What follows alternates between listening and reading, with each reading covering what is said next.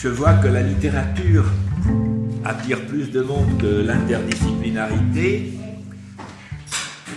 alors que la place qu'occupe la littérature au Treil devrait être moins importante que celle réservée à l'interdisciplinarité. Cette histoire d'interdisciplinarité, au fond, est au cœur des Treilles. Si on regarde un peu ce que Madame Grüner-Schlimberger a voulu faire, c'était de rétablir le dialogue entre les sciences et les lettres, entre les sciences et les arts, et elle a réussi pour partie. Mais lorsque j'ai rencontré sur le trottoir devant le 5 de la rue qui s'appelait alors Sébastien Bottin, la toute nouvelle directrice des Treilles, et que j'ai pris de ses nouvelles, elle m'a dit: les Treilles vont bien, mais le dialogue entre les lettres et les sciences devrait être intensifié. J'attends vos projets. Elle a une façon très amicale et très efficace en même temps de mettre les gens au travail. Voilà. Et c'était le moment où Jean-Clair avait fait, après des années de préparation et d'assistance auprès de la Réunion des musées nationaux, sa très grande exposition sur la mélancolie. Et nous avons proposé, Jean-Clair et moi-même, nous vous avons proposé de faire un premier essai de colloque interdisciplinaire autour du thème de la mélancolie. Et ce colloque a eu lieu avec des historiens d'art, des juristes, des psychiatres, des littéraires, et a donné lieu au premier volume des Entretiens des Treilles, qui est devenu une série. C'est donc le volume inaugural, et qu'il est un peu difficile de trouver maintenant. Il est proche de l'épuisement, m'a-t-on dit. Voilà, et on ne désespère pas de le faire réimprimer, bien sûr.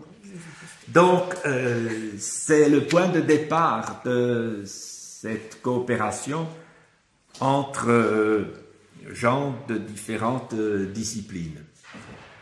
Et comme ce premier colloque qui s'est greffé sur cette exposition qui a eu un succès formidable, et là le catalogue, ce qui est encore beaucoup plus rare, le catalogue a été réimprimé même 2 fois, ce qui est exceptionnel et ce qui montre bien l'importance du sujet et la qualité de sa mise en œuvre. On suivit ensuite d'autres colloques sur romantisme et révolution, sur crime et folie. C'est celui que Laura Bossi, qui a été une des participantes de la plupart des colloques, a organisé elle-même, en attendant d'en organiser d'autres, puisque elle travaille sur Haeckel, entre autres, qui a été le Darwin allemand, qui est connu comme l'homme des méduses et qui a été extrêmement célèbre à l'époque même en France, puisqu'on trouve des allusions à Haeckel, parce que c'était quelque chose qu'on pouvait lire dans toutes les revues. Il y avait des vulgarisations.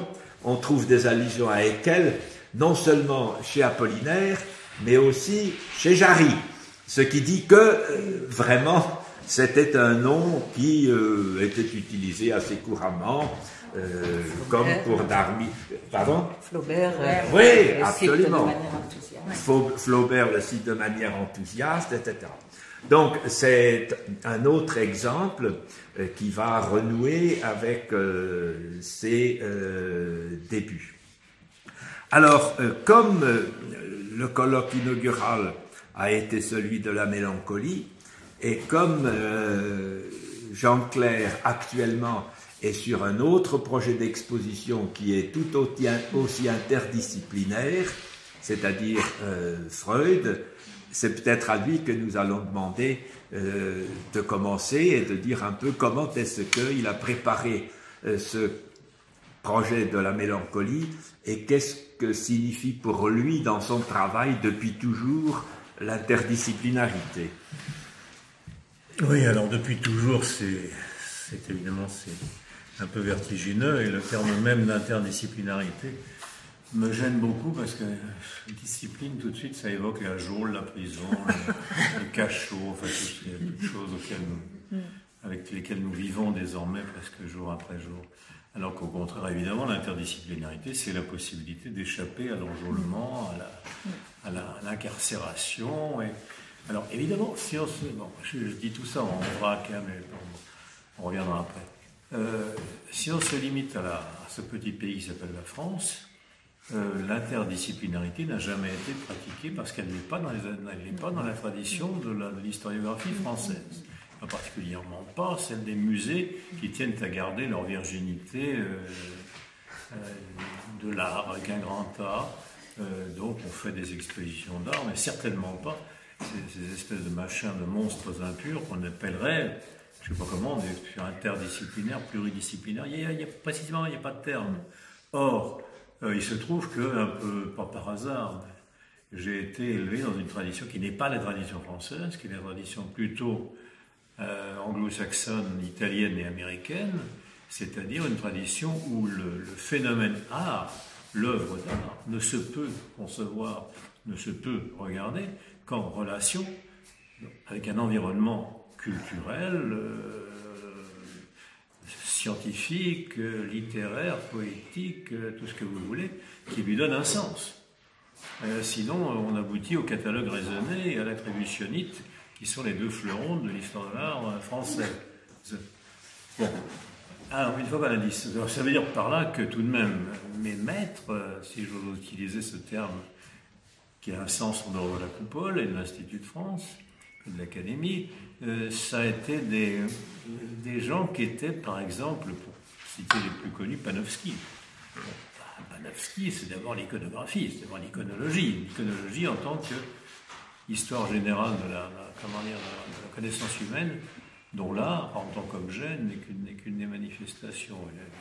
Mario Praz en Italie, à Rome, que j'ai un peu connu, et d'autres, Shapiro, quand je faisais mes études, Meyer Shapiro, disciple de Panofsky. Donc pour moi, l'interdisciplinarité, ça va de soi, si vous voulez. Mais ce qui ne va pas de soi, c'est l'idée qu'on puisse montrer des œuvres d'art comme s'ils étaient comme ça, des manifestations d'une esthésis, ou je ne sais pas quoi, d'un idéal pur, alors que ce n'est pas du tout le cas. Donc il faut absolument trouver aujourd'hui un moyen de faire comprendre que les œuvres d'art, sauf peut-être Jeff Koons et quelques autres, on a un autre problème, mais qui vient se greffer dessus, de façon très intéressante. Les œuvres d'art, en général, au moins jusqu'à la Seconde Guerre mondiale, sont des œuvres qui relèvent d'une iconographie spécifique, complexe, qui participe de l'histoire des sciences, de l'histoire de la pensée, de l'histoire de la psychiatrie éventuellement, de l'histoire de tout ce que vous voulez. Et c'est ça qu'il faut, évidemment, faire comprendre au public qui vient ici, qui ne sait pas très bien à quoi il s'attend. Bon, aujourd'hui c'est un petit peu différent, puisque de deux choses. D'une part que l'interdisciplinarité, tout à l'heure on parlait de Freud, l'idée bizarre de me confier une exposition sur Freud est venue du fait que la première grande exposition interdisciplinaire à laquelle j'ai dû m'atteler, ça a été l'exposition sur Vienne. Voilà. Vienne, la plus joyeuse, le titre a d'ailleurs été refusé par les Autrichiens et qu'ont imposé le sous-titre de Vienne, naissance d'un siècle, c'est évidemment plus, mais c'est pas juste. Mais ça prouve bien effectivement que si vous faites une exposition sur Vienne, vous ne pouvez pas vous limiter à la Wiener Secession ou au Wiener Werkstätte. Vous êtes obligé de passer par ce qu'était Vienne au tournant du siècle, c'est-à-dire un formidable foyer où les sciences, les arts, les lettres, la psychiatrie, tout ce que vous voulez, Schnitzler, Freud, Schoenberg, tout ça fonctionnait ensemble de façon tellement intriquée que les Français, pour y revenir, c'est ma bête noire ce soir, n'ont jamais vraiment réalisé. Mais, on a toujours, il y avait des gens qui ne juraient que par Schoenberg et l'école de Vienne, les gens qui ne juraient que par Freud, la postérité freudienne, les gens qui ne juraient que par Hofmannsthal et Schnitzler, les gens qui juraient par Loos ou Hoffmann, les plus cultivés, sans comprendre jamais que tout ça c'était en fait un seul et même monde, et qu'il était impossible de faire une exposition. On montrait Klimt, Schiele, Kokoschka par exemple, sans montrer aussi le milieu dans lequel ces gens avaient baigné. Donc, et sur Freud aujourd'hui, c'est exactement le même problème. C'est-à-dire, je montrerai Freud et je réussirai à le faire si je restitue la complexité d'une époque qui est 1900, qui n'est pas 2015, qui est 1900. C'est fini, c'est terminé le freudisme. Le psychanalyse, c'est terminé. C'est la peine d'y penser. Donc, dans l'histoire, c'est cadré. Et d'un point de vue psyché, si vous voulez, c'est évidemment en lien avec beaucoup d'autres phénomènes qui se... Bon. Donc la nécessité absolue, si vous voulez, de l'interdisciplinarité. Alors, d'où la nécessité de ces entretiens, comme comme Outreil, qui permettent de revenir. Alors ça, c'est l'autre aspect de la chose, c'est que faire des expositions, c'est vraiment l'expérience la plus amère, la plus désolante et la plus amère qui soit au monde. Aujourd'hui, quelqu'un qui fait une exposition s'appelle un curator. Je suis un curator. Je suis curator. Bon, très bien. Commissaire. Non, commissaire, non, curator. Il n'y a plus de commissaire. Curator. Alors c'est très bien, sauf que pendant 4 ans, vous allez travailler comme un fou pour trouver des objets, parce qu'une exposition, c'est des objets. Des objets, c'est pas des textes. C'est des objets. Avec énormément de mal à trouver ces objets, vous allez les réunir, les rassembler. C'est un travail de fou. Et puis au bout de 3 mois, 4 dans le meilleur des cas, tout ça est dispersé et ne sera plus jamais vu. Alors je me souviens de ce point de vue-là, s'il m'est permis de faire une confidence, après je me tairai. Quand on a fait l'exposition L'âme au corps, qui était une autre exposition, par excellence interdisciplinaire, pluridisciplinaire, avec mon compère et néanmoins ami encore un peu, Jean-Pierre Changeux, le travail était énorme. Puis au bout de 3 semaines, on nous annonce, ah ben non, on ferme parce qu'il y a les boulons commencent à tomber. Bon. On avait mis 5 ans à faire préparer l'exposition et obtenir les prêts. Alors non seulement il y avait une espèce de quoi avoir une dépression nerveuse, mais aussi parce qu'on savait que les œuvres qu'on avait réussi à réunir là, en particulier les pièces anatomiques de Fragonard, ou les cires anatomiques, ou les écorchés, étaient tellement rares, tellement précieux, qu'on ne pourrait plus jamais à nouveau en obtenir le prêt. Donc c'était, si vous voulez, ce côté très... Si vous montez une pièce de théâtre ou un opéra, vous êtes toujours là. Bon, ça dure aussi 3 mois, mais vous savez très bien que si ça marche, ça peut vous un peu plus parfois. Non, pas plus. C'est possible. On peut refaire Parsifal, on peut refaire... Bon, même si la mise en scène est ici, mais bon. Et parfois on le revoit sur Mezzo. On le revoit sur Mezzo aussi à la télévision, bon, c'est très bien.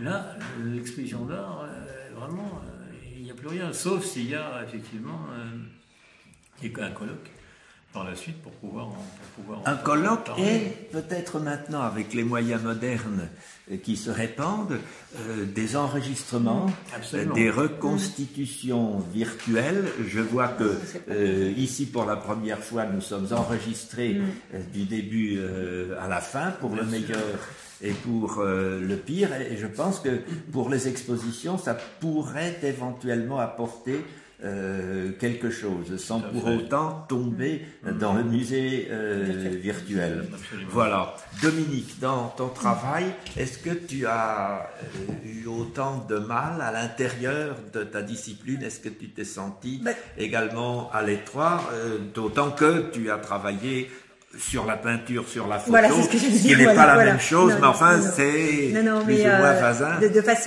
Merci infiniment Robert, et je voulais remercier tout le monde, et notamment Marie-Vonne de Saint-Pulgent, mais aussi l'ensemble de l'équipe des Treilles. Merci à tout le monde, parce que moi j'ai eu la chance, comme nous tous, d'y aller souvent et d'y retourner l'année prochaine pour le colloque Pierre, donc je suis très heureuse de ces possibilités-là. De façon plus modeste, ma carrière et ma création sont beaucoup plus modestes que celles de Jean-Claire, évidemment, mais c'est vrai que entre travaillant à la fois sur la peinture et la photographie depuis le début, donc depuis maintenant, ça va presque faire 30 ans, mais enfin en tout cas 25 ans bien sonnés, presque 30, je me suis inscrite forcément dans cette idée de interdisciplinarité. Et je partage ce que vient de dire Gérard Régnier. C'est vrai que le mot me plaît moyennement, d'ailleurs c'est un mot que j'emploie finalement assez peu, parce que d'abord je le trouve assez vilain, je sais pas pourquoi d'ailleurs, mais bon je l'aime. Et puis je trouve qu'il ne dit pas quelque chose qui est au cœur de l'expérience, par contre, qui est l'idée de partage, de découverte, qui est celui d'explorer à la fois le courant, mais aussi les marges. Parce que c'est aussi ce qui se passe finalement quand on a une réflexion qui n'est pas simplement une réflexion sur un pan de la pensée, c'est que tout d'un coup, on sort de ce qui est le courant général pour aller explorer les marges, et c'est ça qui est toujours très intéressant. Et en m'étant intéressée à la photographie dans ses rapports à la peinture, ça pose forcément la question du et avec, enfin, et du et, du avec, du ou, enfin donc de la conjonction de coordination, si je peux pas le dire comme ça.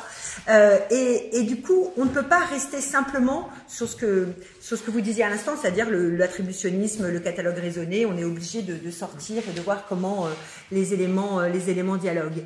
Et je crois que c'est très fécond. Et je crois aussi que c'est quelque chose qui aujourd'hui intéresse beaucoup les plus jeunes générations. C'est-à-dire là où j'aurais tendance à être quand même relativement positive, et même peut-être assez positive, c'est que les plus jeunes, j'enseigne à l'École du Louvre et à Sciences Po, et les plus jeunes sont très intéressés par des éléments comme ça, parce que ça permet d'introduire plus aisément le point de vue, c'est-à-dire on est effectivement, je rejoins ce que vous disiez, on est moins enfermé dans la discipline, et dans la discipline avec tout ce que le mot veut dire en français, hein, ça veut dire quand même beaucoup de choses qui ne veulent pas le dire, simplement la connaissance, hein, et ça permet aussi de construire quelque chose qui ressemble plus facilement à une narration. C'est-à-dire que moi, vraiment, c'est peut-être quelque chose qui m'intéresse beaucoup dans l'enjeu de l'interdisciplinarité, c'est que on est finalement dans le fait de pouvoir raconter une histoire qui est celle d'un point de vue. Je me souviens des expositions de Jean Clair, hein.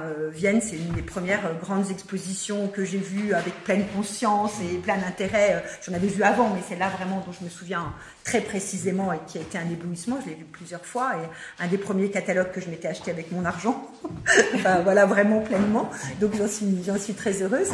Et puis j'ai vu les autres aussi, évidemment.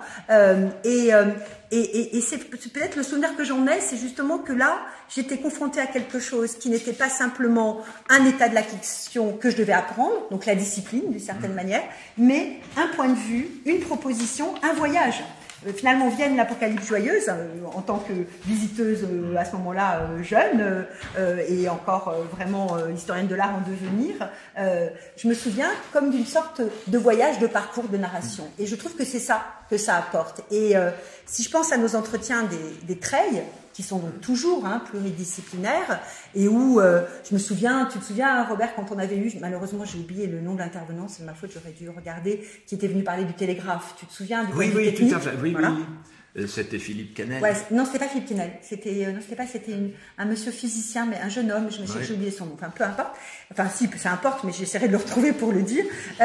Et c'est vrai que parlant de romantisme et révolution, parlant à la fois de peinture, de littérature, de musique, qu'on attend plus dans ce type d'éléments, mais ayant aussi un apport vraiment technique, scientifique, où je suis très mauvaise, la technique, la scientifique, je préfère le dire à tout le monde, technique, scientifique. Pourtant, pour la photo, tu en as besoin. Oui, j'en ai besoin, mais pas sur ces éléments de complexité physique, qui venait nous apporter finalement la manière dont on a cherché à transmettre, on a cherché du coup à faire savoir, c'était extrêmement passionnant. Et de voir il nous avait expliqué les essais, les difficultés, et ça, du coup, je me suis dit deux choses en fait. Je me suis dit d'abord ça éclairait ce désir, je suis une 19e assez farouche et forcenée, je tiens beaucoup à ce siècle, j'aime beaucoup. Ça permettait d'éclairer pour le 19e siècle, combien le 19e siècle est à la fois un siècle du rationalisme et du merveilleux, et quelle Laura est certainement une expression peut-être une des plus belles et les plus abouties de cette rencontre-là. Donc ça m'avait fait penser à ça à ce moment-là, et ça m'avait aussi, et ça je trouve ça passionnant, et c'est pour ça que j'essaye aussi à chaque fois dans dans ce que j'entreprends de le mettre en perspective comme ça m'avait fait dire, mais oui, mais cette invention du télégraphe, ceux que je connais bien, les Delacroix, les Balzac, l'ont connu. Et donc ça a fait quelque chose, ça a bougé quelque chose dans leur manière de faire. Comme nous, par exemple, aucun d'entre nous n'est né avec Internet, bien évidemment, et ça a bougé quelque chose. On ne peut pas dire aucun d'entre nous, on peut le dire, mais c'est du snobisme, pardonnez-moi, ou du dandisme, on peut l'être, je suis aussi comme tout le monde, mais quand on peut pas dire même nous, qu'on ne s'intéresse pas du tout à Internet, d'abord on a tous des téléphones qui sont reliés tout le temps, pour dire vrai, et on peut pas dire non plus que ça a en partie fait bouger notre manière de travailler. Ce serait pas vrai. Ce serait, oui, on peut le dire, parfois je le dis, mais je sais bien que je me mens un tout petit peu à moi-même. Donc, de la même façon, cette idée du télégraphe, je reprends ça, mais il y a eu d'autres exemples, c'était quelque chose qui avait touché forcément ceux qu'on étudiait par ailleurs, sans rentrer par cette voie-là. Donc moi j'y tiens vraiment beaucoup. Là où j'ai un espoir, c'est que je pense que ça intéresse beaucoup les jeunes générations. Je pense aussi, comme toi, même si encore une fois, je suis pas une grande amatrice farouche de la technologie moderne d'aujourd'hui et parfois même j'y suis un peu mal à l'aise parce que je me suis rendu compte d'un truc tout bête il y a pas si longtemps, c'est que on nous parle beaucoup du numérique et c'est important évidemment, mais en fait le numérique c'est jamais que quelque chose qui renvoie à un code binaire, c'est-à-dire 01, 01, 01.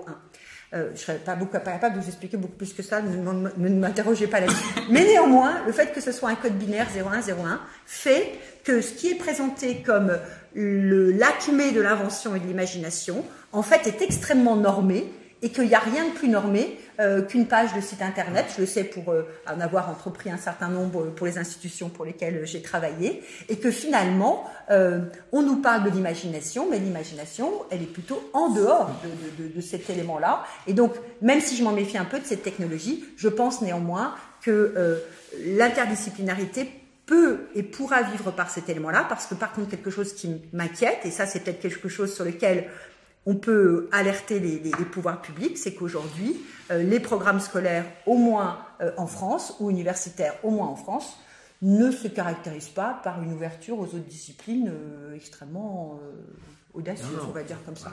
Voilà.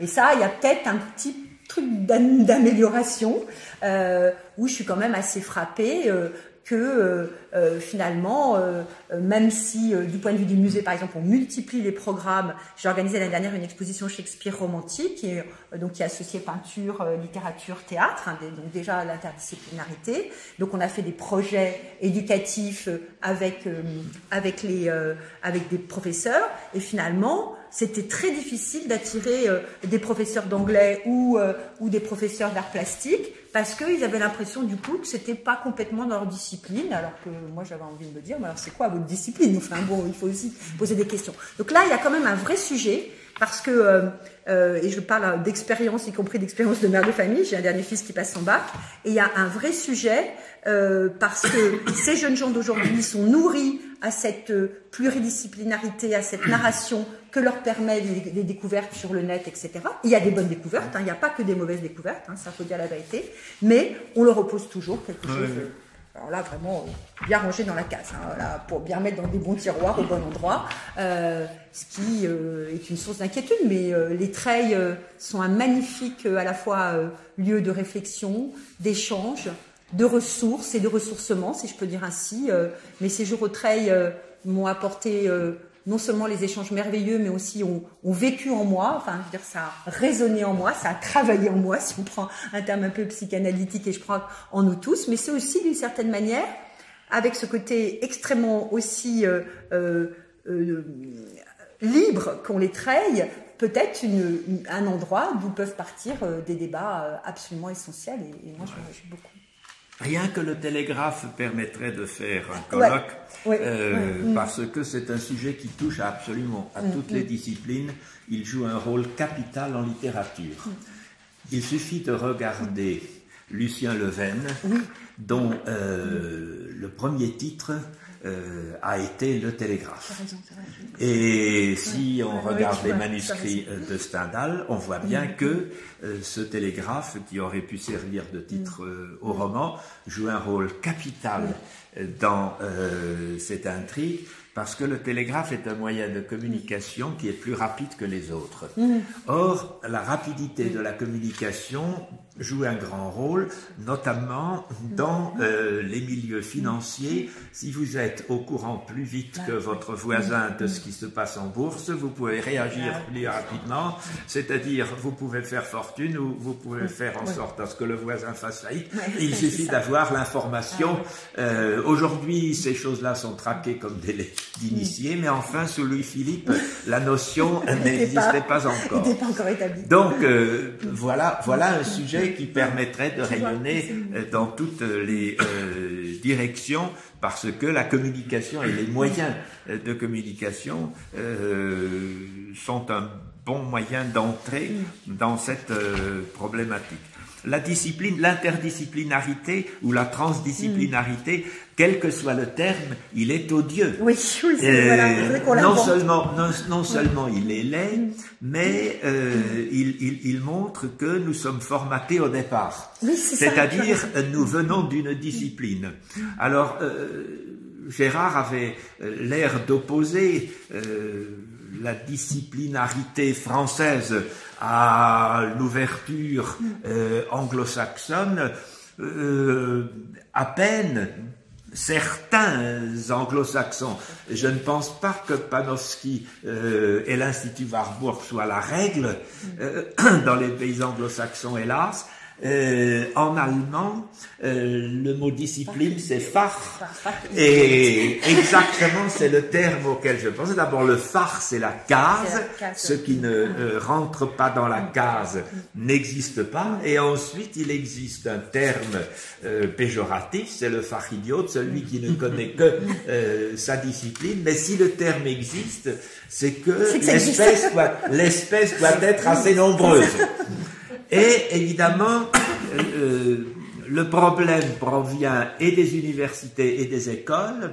Si on prend le tableau de Bacon et la généalogie de ce qui plus tard sont devenus des disciplines, il n'était pas question de mettre un spécialiste dans chaque case. Au XVIIIe siècle, si on prend l'arbre généalogique de Bacon, qui est encore celui de l'encyclopédie d'Alembert, il était à cheval sur les mathématiques, les lettres, la traduction, le grec, etc., etc. Tout cela a cessé avec l'enseignement qui se démocratise, parce que à ce moment-là, vous devez avoir des cases pour transmettre. Il y a un problème de transmission qui n'est pas résolu parce que il faut enseigner. Et pour enseigner, il faut avoir été formé. Vous ne pouvez pas avoir devant une classe un savant universel qui simplement promène ensuite sa classe d'une discipline à l'autre. Le formatage commence au XIXe siècle et s'aggrave dans la deuxième moitié du XIXe siècle. Il y a des facultés, à l'intérieur des facultés il y a des disciplines et il y a des chaires, et puis il y a des professeurs qui sont préposés à telle discipline, et celui qui fait du français ne fait pas de la physique, et celui qui fait des mathématiques n'enseigne pas le sport. Donc il y a une espèce d'enfermement disciplinaire qui est dû à l'évolution de l'enseignement et qui est dû à la conception d'un enseignement qui commence non pas encore à se démocratiser, mais à se répandre. Car qui dit enseignement dit examen. Et Hermann Broch avait une merveilleuse définition de cette forme de transmission. Il disait on remet aux élèves un certain nombre de choses soigneusement ficelées dans des paquets.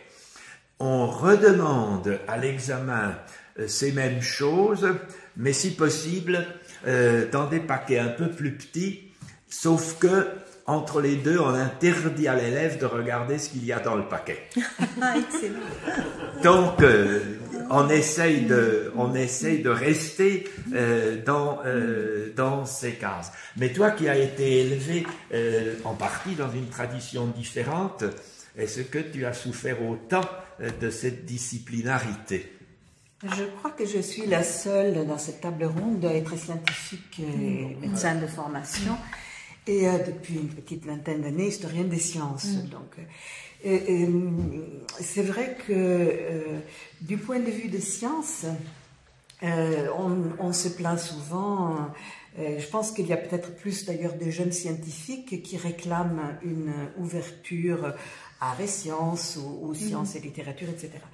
Mais avec un gros problème que les sciences sont vraiment par définition devenues hyper spécialisées et le temps nécessaire pour un jeune chercheur pour survivre dans une compétition assez rude est très grand, et donc il n'en restait pas beaucoup pour ce qu'on appelait autrefois une culture générale, la culture de l'honnête homme, etc.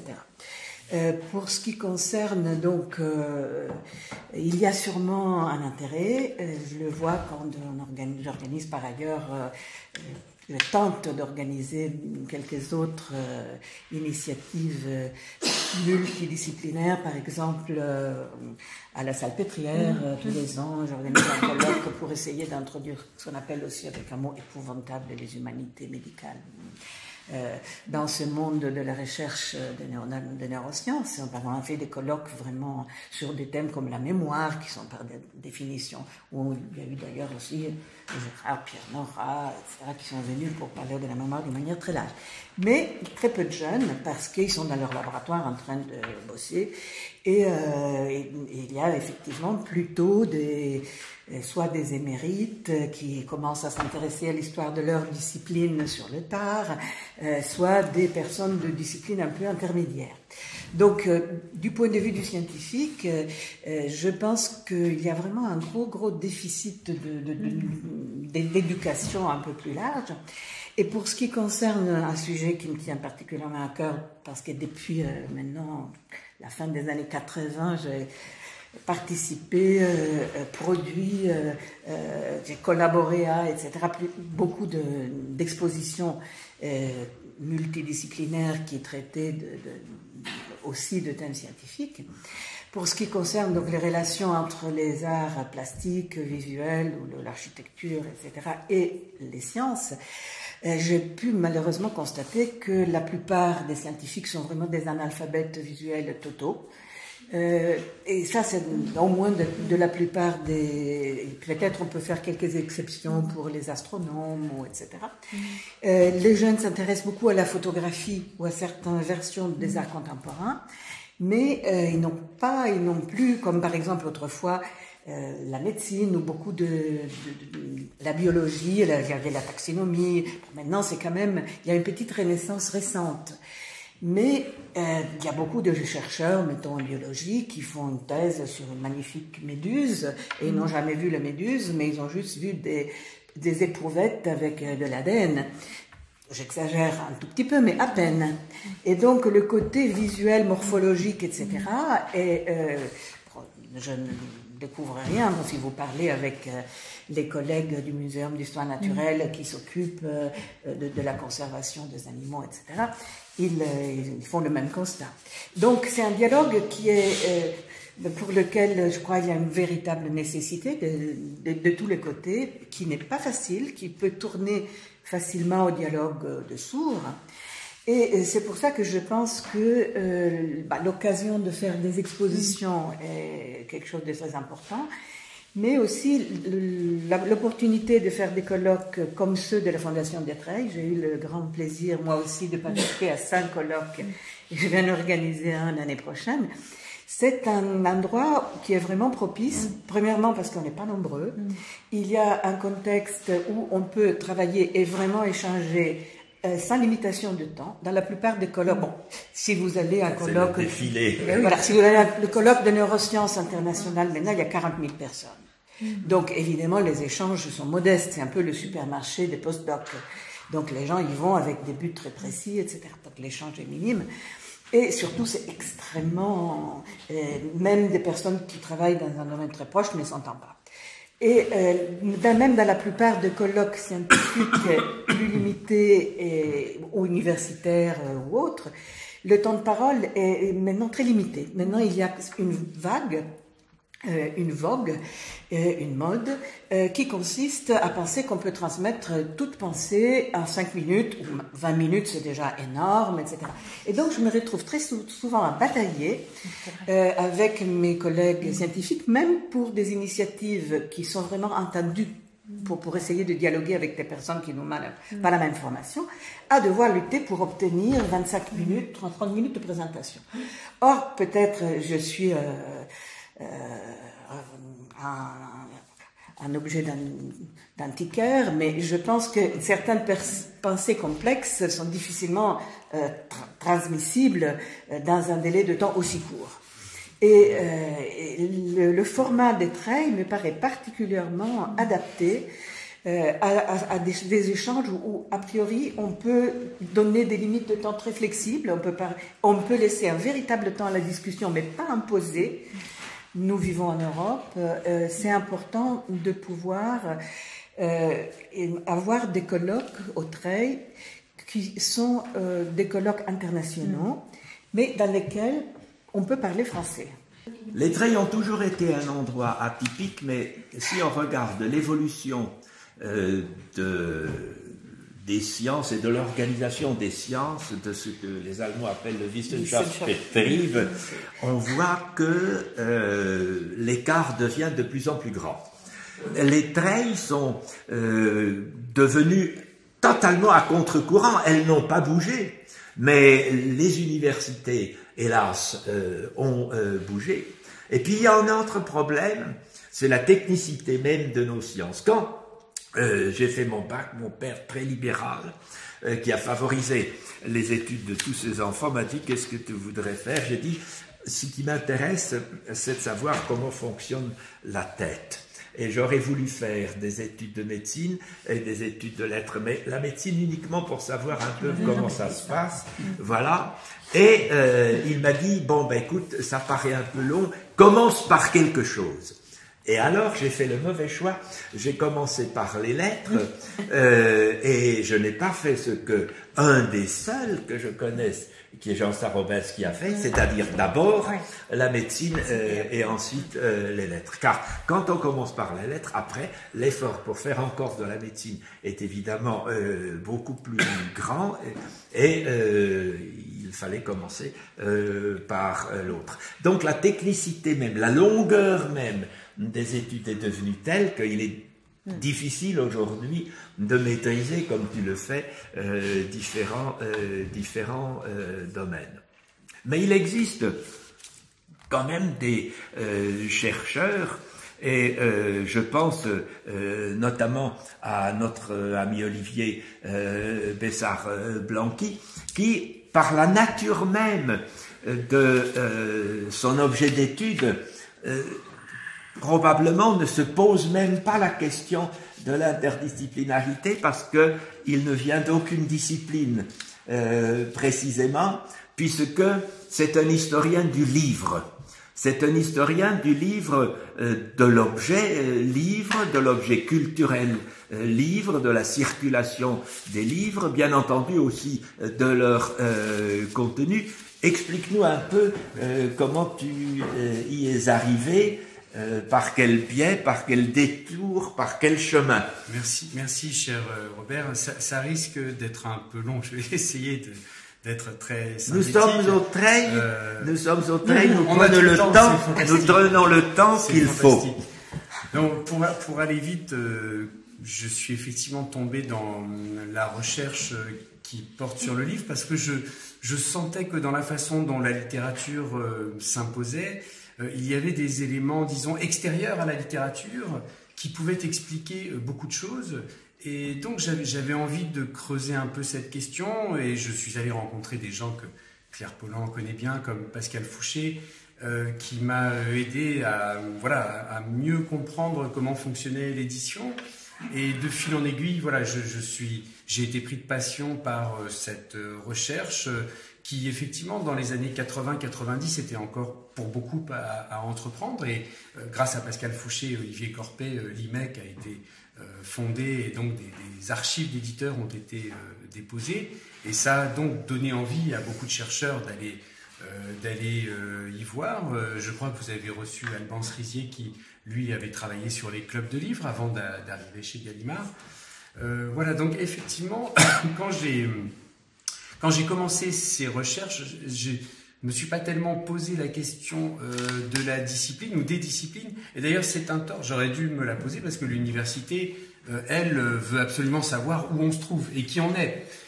Et encore aujourd'hui, d'ailleurs, j'ai des gens qui n'aiment pas beaucoup les travaux que je fais, probablement parce que justement, je suis... Parce que tous les postes sont fléchés, comme on dit. C'est ça, voilà, et je suis un peu au milieu de nulle part, et donc, voilà, je ne suis pas vraiment historien, je pense que je suis plutôt un chroniqueur qui prend les documents, là, pour ce livre dont nous parlions, La Fabrique du livre, à partir donc des archives d'éditeurs déposés à l'IMEC, j'ai pris les documents tels que j'ai pu les consulter. Alors j'ai peut-être été un peu prisonnier des sources, j'ai peut-être eu un peu de mal à prendre de la hauteur, mais je trouve qu'en même temps ce sont des documents qui sont tellement passionnants et qui révèlent vraiment l'envers de tout un décor, de manière authentique, de manière souvent assez pétillante, et donc je me suis laissé porter par cette envie d'aller, raconter une histoire, mais effectivement sans prétendre être historien, tout en étant un amateur donc de texte, un lecteur, un lettré, et puis aussi effectivement en connaissant les travaux de la sociologie de la culture, en lisant beaucoup Jean-Yves Mollier et beaucoup de personnes qui sont ou des historiens du livre, ou en tout cas des gens qui sont dans l'histoire culturelle. Alors, pour parler du séminaire dont j'ai eu ensuite l'idée, et je remercie évidemment doublement les Treilles, je peux me le permettre, parce que j'y ai été donc accueilli en tant que résident et en tant qu'organisateur de séminaires. Je dois dire que quand je suis arrivé au bout de ce travail sur l'édition littéraire, je me suis rendu compte que, au fond, la grande thématique qui était liée à mon travail, c'était celle de la démocratisation de la littérature. Et je n'avais pas trouvé de grands livres, de grandes œuvres sur la façon dont la littérature s'était démocratisée depuis le 19e siècle jusqu'à aujourd'hui. Et alors là encore, je n'ai pas tellement pensé discipline, j'ai pensé talent. Je me suis dit, allons chercher les gens qui, où qu'ils soient, sont en mesure de nous aider à comprendre comment la littérature s'est démocratisée. Alors j'ai pensé à des sujets d'un côté, à des parties de ces questionnements. J'ai pensé à des gens comme Jean-Yves Mollier, Alban Cerisier, donc des historiens, un chartiste. J'ai pensé évidemment à des personnes issues des lettres comme Sylvie Ducas, qui est plutôt spécialiste des prix littéraires. J'ai pensé évidemment à des sociologues de la culture, j'ai pensé même à des gens comme donc Laurent Martin, un historien spécialiste des questions de politique culturelle aussi contemporaine. Donc j'ai essayé au fond de penser à tous les talents qui sont les nôtres et qui sont tous des connaisseurs de la façon dont la vie littéraire fonctionne depuis le 19e siècle. Et je me suis dit qu'effectivement les Treilles pouvaient être le lieu pour que ces personnes se rencontrent, dialoguent, échangent et qu'il en sorte beaucoup de choses. Pour dire la vérité, quand j'avais été présent en résidence, j'avais j'avais vu de loin un séminaire qui se tenait où était Pascal Perrineau, j'ai oublié Annette Vievorka, il y avait des gens passionnants, Ludivine Bantini, et je les avais vus se retrouver le soir après le dîner pour continuer d'échanger, de discuter. Je crois qu'il y avait des élections qui se tenaient à ce moment-là. Tout le monde avait dit à Pascal Perrineau, non mais il faut que tu nous expliques. Et donc il avait dit, ok, après le dîner, ils étaient revenus en séance de manière décontractée mais très sérieuse, dialoguer. Et je m'étais dit, mais voilà, c'est vraiment un lieu formidable pour tout ça. Et donc, j'étais très soucieux d'avoir une belle équipe de gens qui auraient plaisir à être là, qui auraient fait le travail en amont, et qui, sans se poser la question de savoir d'où ils venaient et ce que devaient être les méthodes de travail de chacun, étaient d'accord pour se retrouver et dire ce qu'était, de leur point de vue, partie par partie, la façon dont la littérature s'était démocratisée. Donc c'est vrai que je ne me suis jamais posé vraiment la question des disciplines, mais je sais qu'on nous la rappelle oui, régulièrement. On te l'a rappelé périodiquement quand tu as cherché un poste. Est-ce que ça t'ennuierait de nous dire quelques mots de ton expérience de l'université et de la difficulté que peut rencontrer un chercheur qui s'intéresse au sujet qui est le tien par rapport à l'institution? Je pense que je ne conseillerais à personne de suivre le chemin que j'ai suivi parce qu'il est terriblement risqué. Moi, j'ai eu beaucoup de chance pour une simple raison, c'est qu'en fait, j'ai commencé par des travaux de critique littéraire un peu traditionnels. Et donc, comme j'avais déjà un petit peu publié dans ces domaines-là, j'étais identifié en tant que, disons, connaisseur du roman français contemporain. Et ça a suffi pour que je sois éligible. Et comme l'université, qui avait justement un poste à proposer, voulait absolument quelqu'un qui soit aussi dans l'édition, qui connaisse l'édition et qui soit en mesure de faire des cours sur l'édition et l'histoire du livre, en quelque sorte, ils avaient vu en moi le couteau suisse, ou en tout cas celui qui allait être l'homme de la situation, et ça les arrangeait bien que par un tour de passe-passe, ce soit en quelque sorte, comment dirais-je, étiqueté, disons, poste de littérature française. En vérité, à mon grand désespoir d'ailleurs, je n'enseigne pas la littérature. Enfin, oui, tu as été nommé en dépit de tes travaux, en quelque sorte. Exactement. Ce qui est quand même un paradoxe. Mais j'ai eu à cœur, étant sérieux, j'ai eu à cœur après, en quelque sorte, d'être un enseignant digne. Et donc, j'ai fait des recherches. Oui, bien sûr. J'ai travaillé pour, disons, nourrir mes cours. Et donc, mais ça en dit long sur l'institution. Ah oui, mais ça en dit long sur l'institution quand on est nommé en dépit des publications que l'on présente et qui sont de poids. Oui. Là, il y a une sorte, effectivement, de terrain connu. Enfin, disons que c'est très difficile de s'affranchir de ces disciplines d'origine. Et en général, d'ailleurs, c'est assez mal vu. Ça se passe mal. Le livre est un objet. Et de grands écrivains ont eu le souci de cet objet. Péter, dans une de nos conversations récentes, tu m'as montré un document tout à fait unique, c'est-à-dire le contrat de Gide et de Gallimard. Voilà un auteur qui a eu le souci du livre. Est-ce que tu veux commencer par nous en parler un peu de ce début, de ce contrat, parce que c'est quelque chose de très singulier? Oui, merci Robert, merci infiniment de m'avoir invité ici. Je suis très content, bien sûr, de pouvoir réfléchir, on dira ensemble, quand même, voilà, sur le lieu de partage que constituent les treillis. On n'a plus besoin de le redire. L'importance de la langue française, quand même, même si pour les sciences, il faut le croire, apparemment il faut ouvrir et donc parler anglais, sinon on serait déconnecté, me dit-on, bien sûr. Donc effectivement, sans oublier le rayonnement que constituent les treillis, le lieu de partage qu'on a, le haut niveau, tu l'as dit, ça a été redit, le haut niveau de réflexion qui est possible, n'est-ce pas, dans une ambiance amicale, mais quand même où l'émulation aussi permet de se retrouver le soir et de poursuivre les discussions. Ça paraît quand même d'une très grande importance, bien entendu, et même si à l'époque d'Internet, des échanges télégraphiques, maintenant c'est peut-être un peu dépassé, donc d'Internet surtout, et de la téléconférence, des visioconférences, j'ai l'impression quand même que les réunions,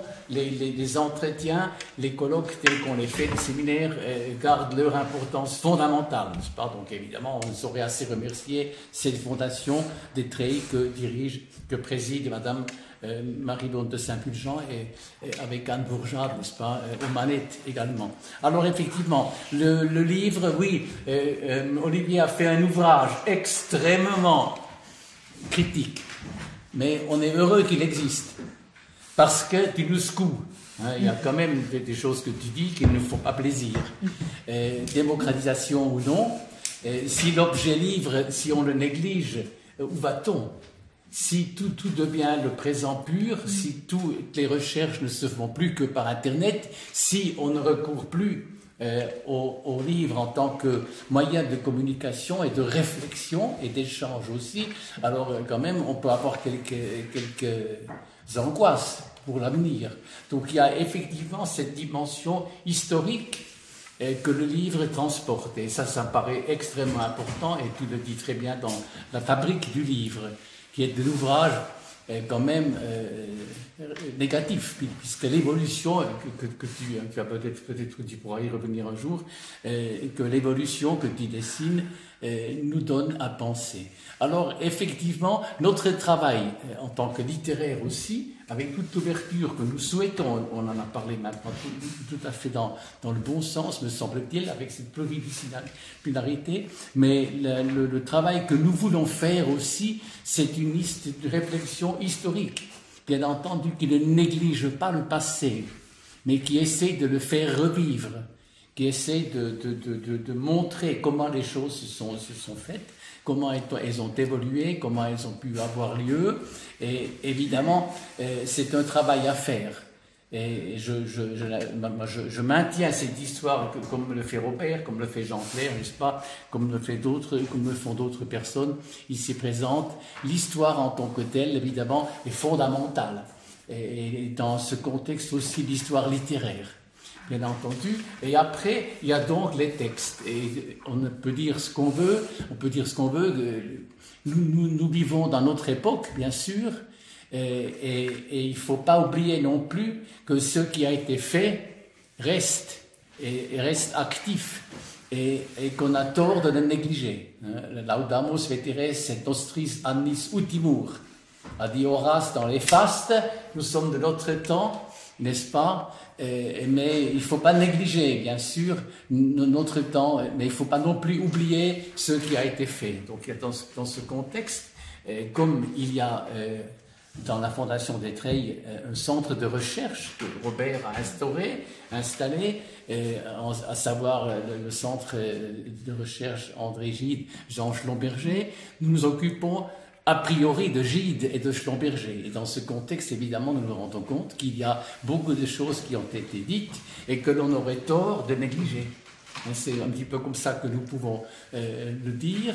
Le dialogue qui a été fait à l'époque par ces auteurs est énorme. Et Claire Pollan, qui est des nôtres, et fait un très bon travail constant et continuel autour des auteurs de cette époque, de la première moitié du XXe siècle, où la littérature avait un rôle tout à fait différent du rôle qu'elle joue aujourd'hui, on vient de le dire.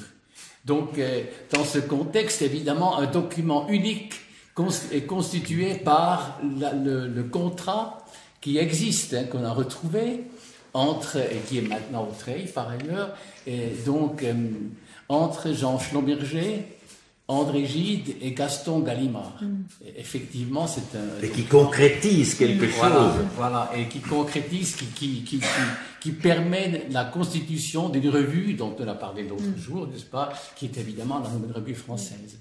Voilà. Alors, c'est effectivement un contrat.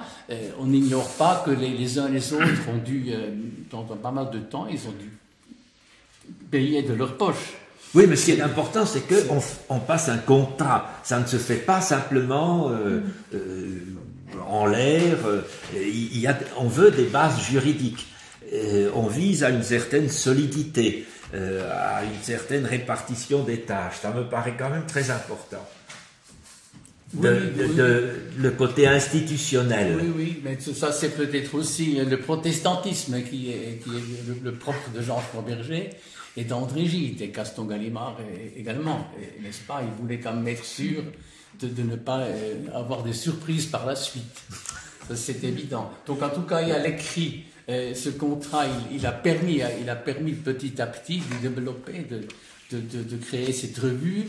Mais évidemment, étant entendu que la revue en tant que telle est une idée ancienne de Gide, qui voulait toujours passer par la revue, qui voulait toujours avoir un lectorat autre que le simple lecteur de ses livres, puisque évidemment André Gide était réputé être un auteur difficile, un peu sophistiqué, et donc c'était évidemment un moyen idéal pour lui d'éduquer son public. Tu as parlé, Olivier, des archives d'éditeurs, ce qui est quelque chose de tout à fait récent et de tout à fait nouveau, et comme Claire est parmi nous, peut-être qu'elle acceptera de dire quelques mots sur, même si elle secoue la tête, on va quand même insister, sur l'importance... Je voulais juste intervenir une seconde Oui. pour faire du contrat. Oui. Je me posais la question et je viens d'avoir la réponse grâce à Internet. Ah. Et bref, c'est une association. C'est un contrat d'association. C'est un contrat d'association. Et la notion de contrat d'association, c'est la loi de 201. On est en 1909. Voilà. Donc c'est un contrat d'association. Et aujourd'hui, on a oublié que l'association est un contrat, mais à l'époque, on est complètement là-dedans. C'est la création même de c'est intéressant. C'est le début d'un mouvement qui sera un mouvement encore aujourd'hui extraordinairement en France. En France, oui. Très vivant. Vive la loi de 1901. Mais aujourd'hui, on ne fait plus de contrat, on fait des statuts. On fait des statuts. Mais à l'époque, c'est... Voilà. Donc, pardon, mais... Oui, non, mais heureusement qu'il y a des juristes. Je suis d'accord avec vous, il faut toujours replacer les choses dans leur contexte. Voilà. Il y a aussi un contexte juridique. Voilà. Mais ça m'a... Claire, l'importance des archives d'éditeurs. Alors, l'IMEC a donc été créé en 1988 par Olivier Cortet, Pascal Fouché et quelqu'un dont le nom m'échappe, Jean-Pierre, qui travaillait chez Gallimard. Dauphin. Et le but de départ, c'était de récupérer des archives d'éditeurs que la Bibliothèque nationale n'acceptait pas à l'époque, aucune autre bibliothèque. Et Olivier Cortet avait... Oui, ça c'est très important de dire que la BN n'en voulait pas. Oui, mais ça se comprend, ça n'était pas son objectif de l'époque. Et Olivier Cortet avait particulièrement été choqué en voyant, au moment du transfert du cercle de la librairie, du déménagement du cercle de la librairie, les fameux fichiers des listes auto Bernard sous l'occupation être menacés d'être jetés à la benne. Ce qui pour un archiviste est la figure de l'enfer. Jeter à la benne des archives, c'est juste impossible à imaginer. Et donc il a reçu les terres, et Olivier est très doué, était très doué pour ça. Et il s'est accoquiné avec M. Gattegno, c'était le début du règne de Jacques Lang. Il a pu donc à la fois trouver de l'argent, un local, des gens pour travailler avec lui. Et très rapidement, cette toute petite institution, toute petite association a pris énormément d'importance. Et maintenant, on est dans une abbaye très montrée, normande, d'où je reviens d'ailleurs, en tant que Camille Koskas. Et voilà, où il y a plus de 650 fonds maintenant. Mais pas uniquement d'éditeurs. Au début, c'était vraiment, le projet, c'était de récupérer les archives des maisons d'édition. Et très rapidement, c'est passé aux archives d'acteurs de maisons d'édition. Et moi, je suis entrée dans cette déjà vénérable institution en 1993 et je m'apprête à sortir bientôt pour cause de retraite, ce qui n'est pas totalement désagréable, parce que je vais avoir du temps pour ma maison d'édition. Je reviens donc à l'IMEC. Vous pouvez consulter vraiment énormément de fonds d'éditeurs, et en particulier le fonds Hachette qui a été classé patrimoine national, qui est vraiment extraordinaire. Et on a beaucoup de fonds aussi d'éditeurs plus ou moins connus, de plus ou moins grande importance, qui sont vraiment très intéressants. Et Olivier a écumé tout ça avec Élise, il s'est ébattu dans différents fonds, non sans quelques difficultés, normales, respect de la machinerie. Les éditeurs sont toujours très jaloux de la manière dont ils travaillent. Et par exemple, chez Gallimard, on a très rarement accès aux fiches de lecture qui étaient entreposées et assemblées au moment des comités de lecture. Voilà. Donc ça, c'est vraiment... On en a vu quelques-unes à la BN au moment de l'exposition à laquelle Olivier a participé. Sur le Voilà. 100 ans des éditions. Voilà. Gallimard. Voilà. Aujourd'hui, ça nous paraît normal que le fonds Hachette fasse partie du patrimoine de la littérature. Il est difficilement imaginable qu'il y a une vingtaine d'années encore, personne n'en voulait. Et que c'était même menacé de destruction.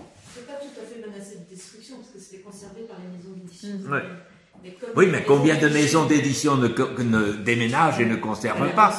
Et surtout, elles réduisent leur budget considérablement, parce qu'elles subissent la crise.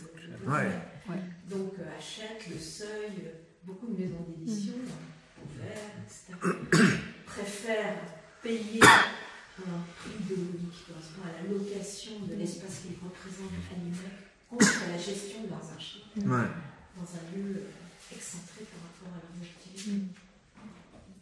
Mais on a tout un système de navette. Quand ils nous demandent le dossier concernant Christine Angot, on sort toutes les boîtes, on la rapporte,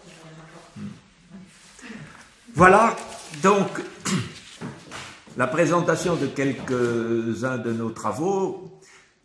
La librairie Gallimard du boulevard Raspail a eu la gentillesse, une fois encore, d'apporter les publications que nous avons faites, et les livres des uns et des autres. Ne partez pas sans le volume qui vous manque. Merci beaucoup d'être là à nouveau.